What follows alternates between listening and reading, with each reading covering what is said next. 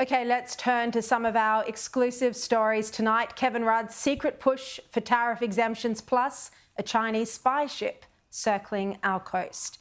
Well, I can tonight reveal that Kevin Rudd has been begging the Trump administration to give Australia a reprieve on aluminium and steel tariffs, arguing specifically that this needs to happen before the election.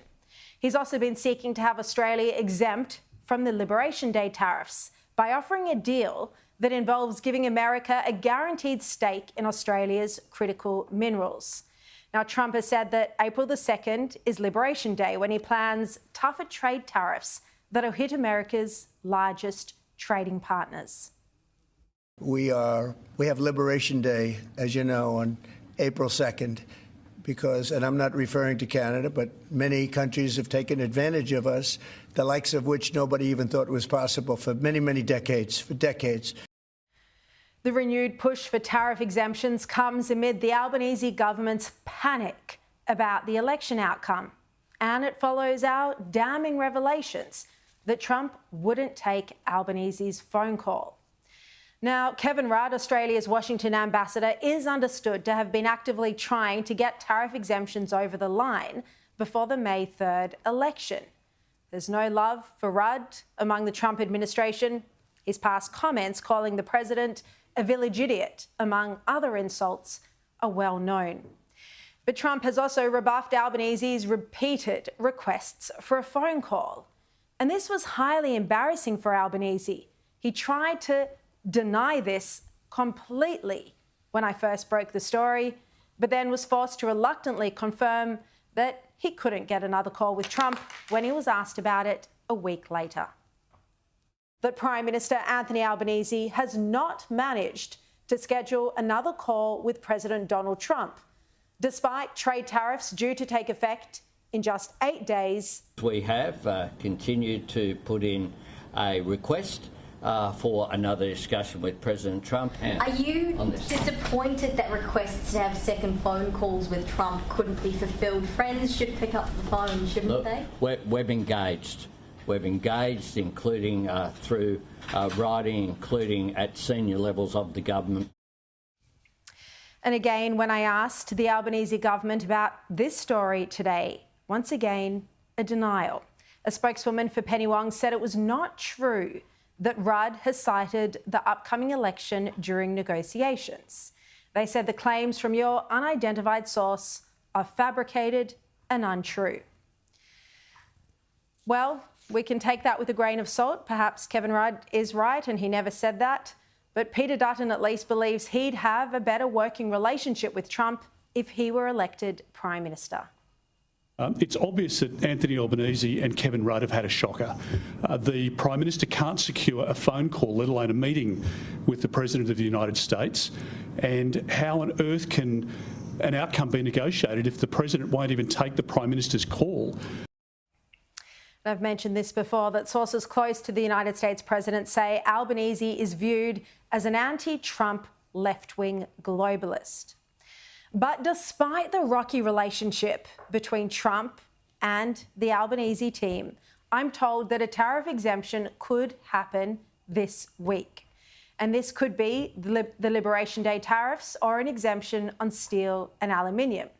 As I mentioned, it's understood that the Albanese government has been working on a deal to have Australia exempt from Trump's tariffs in exchange for access to critical minerals.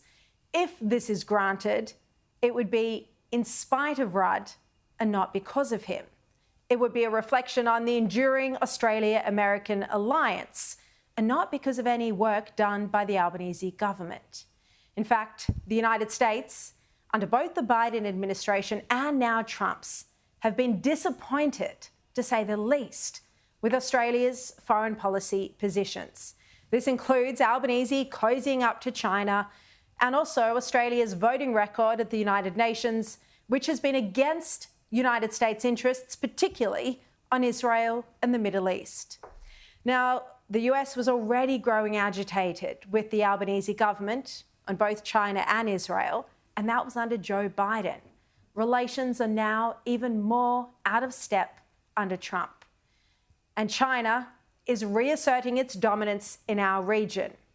Earlier today, I exclusively revealed on the Sky News website that a Chinese government-sponsored deep-sea research vessel is circumnavigating the southern coast of Australia.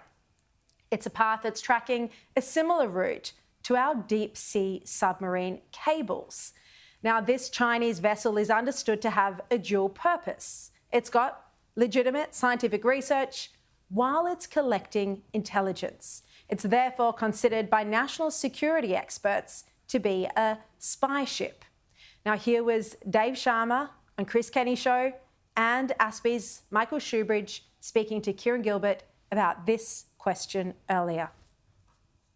This is not an innocuous research vessel. This is undoubtedly doing hydrographic research. It's an exercise in intelligence gathering. There is no distinction between civilian and military research from these Chinese vessels.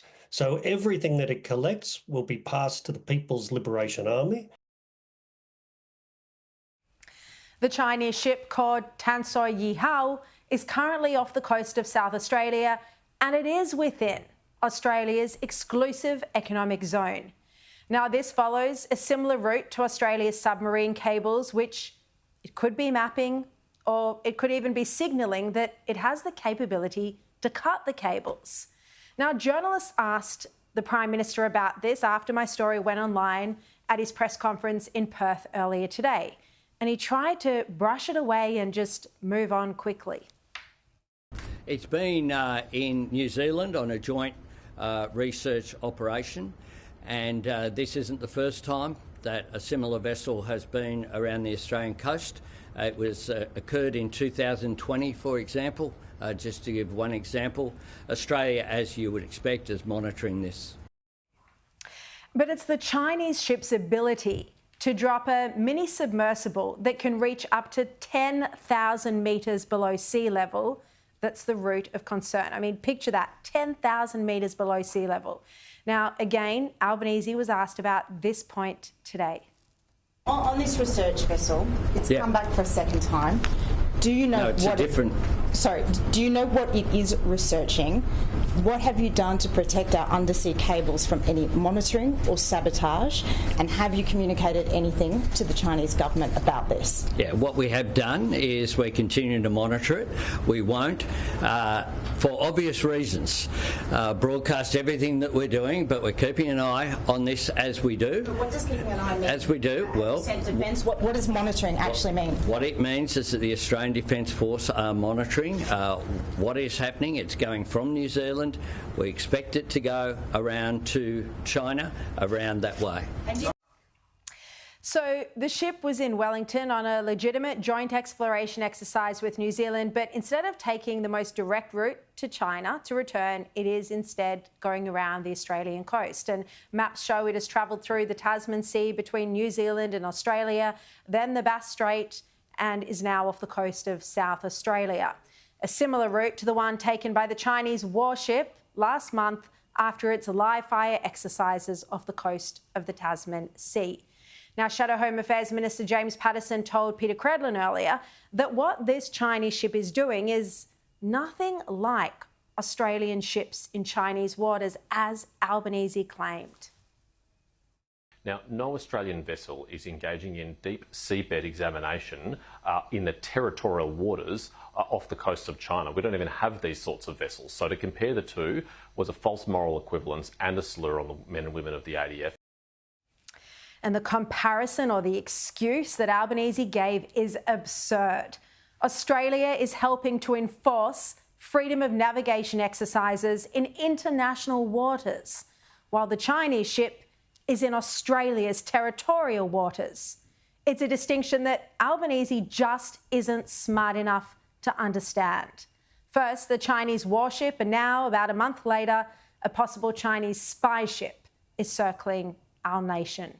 No matter how Albanese tries to downplay this, it's a highly concerning sign of aggression from the communist dictatorship. And once again, it highlights the Prime Minister's limp response and weakness in the face of hostile nations.